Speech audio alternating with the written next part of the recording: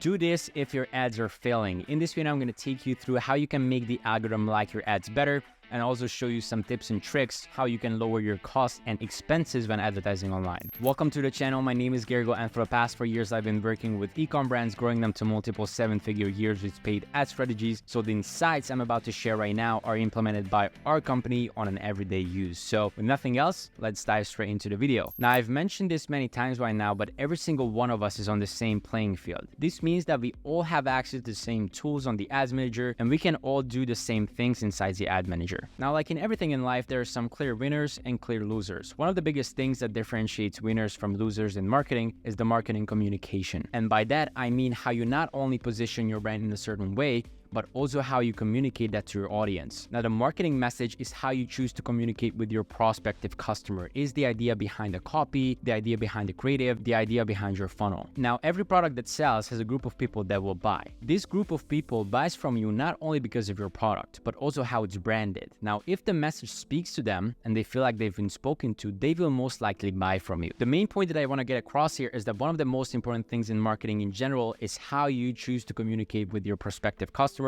the angles you use, the communication style you're practicing. Now, if what you put out is in line with what your target audience has in mind, then you're in a really good spot. Your customers will resonate with your product, they will know it's right for them, and they can even identify with the text and images almost as if it was precisely created for them. And yeah, of course, a lot of these processes are subconscious, but that's why the way you write and compose your ads is really important. It has to be precisely calculated. The angles that you use, the words you choose, the length of the creatives, the length of the text, the colors, the emojis, everything enters into play. Now, to see definitive proof of the impact that your copy and creatives make, you will need to look at the CTR. Now, CTR stands for click-through rate, and it's one of the many metrics that the ad platforms use to determine the effectiveness of your ad. In simpler terms, CTR is the amount of people that click on your ad out of 100 people in percentage. So if your CTR is 1%, that means that 1% out of 100 people clicked your ad. And there's also another metric that is really important in regards to how good your ads are, and that metric is called CPM, which stands for cost per milla, and it's the cost per 1,000 impressions. Now, in other words, it tells you how much the ad platforms are charging you, and it's actually how much you're paying the ad platforms to show your ads to 1,000 people. Now, the higher the CPM, the more it costs to reach 1,000 people, which means that the ad space is also more expensive and more competitive. Now, bear in mind, different ad platforms have different CPMs, and even within each ad platform, the CPM will vary depending on other factors like the audience you're choosing,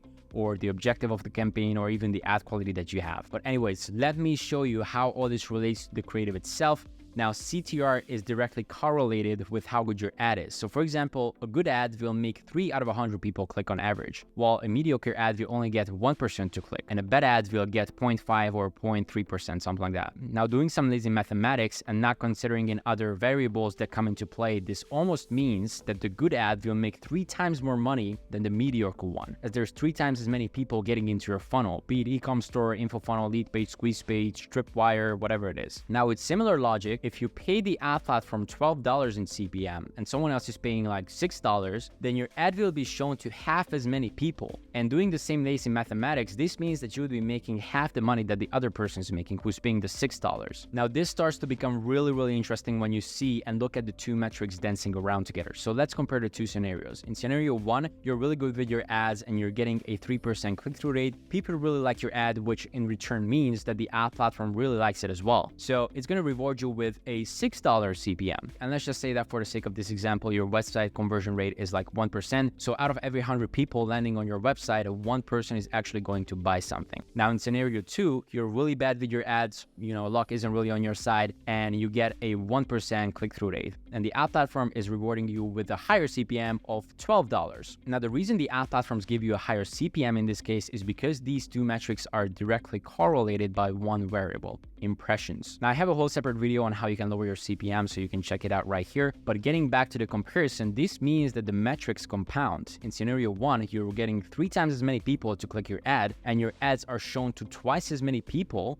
So this means that in the end, it's 6 times as many people are going through your funnel. And this is massive. And in the end, this is really what differentiates good marketers from bad ones and good agencies from bad ones. So you better make sure that you're on the right side of this play. Now, if you want to learn how to advance with paid advertising, I have a free community dedicated to help you grow with advanced digital marketing practices. You'll have the chance to participate in a group call every single week with myself and a part of my team, to get your questions answered. Now, if you're interested, you can find the link in the description below, and I hope to see you inside. Now, to clean up some of the math, you have to consider that these numbers only translate into sales or leads if the conversion rate of your funnel or landing page holds up. To make this even crazier, if you improve these metrics and you also improve the conversion rate of your funnel, that also compounds. So for instance, let's pick the last example again, and let's say that by changing your copy on the product page, or in case of an e-commerce store, changing the images and the layout of your products, you manage to get your conversion rate of your landing page from 1% to 2%. This means that at the end, you'll be ultimately making 12 times more money because these all compound again. These are the key differences and fundamentals of how the numbers work. If you get this right, the money will follow, as you've seen. And this is not just a matter of knowing the theory. You actually have to be able to go out there and make this happen. The question is, how do you come up with great creatives that speak to your audience? Now, in other videos, I mentioned this before, that 80% of the success of your ad comes from the creative, and 80% of the success of your creative comes from the hook. And again, I have a whole video dedicated to explaining this concept, so feel free to check it out here on this channel. But just to give a brief idea, each of your creative is going to target either a pain point, desire, or an objection that a market has. From one of those, you're going to form a concept that is going to be the base concept of your video or your static picture. And from there, you're going to forge hooks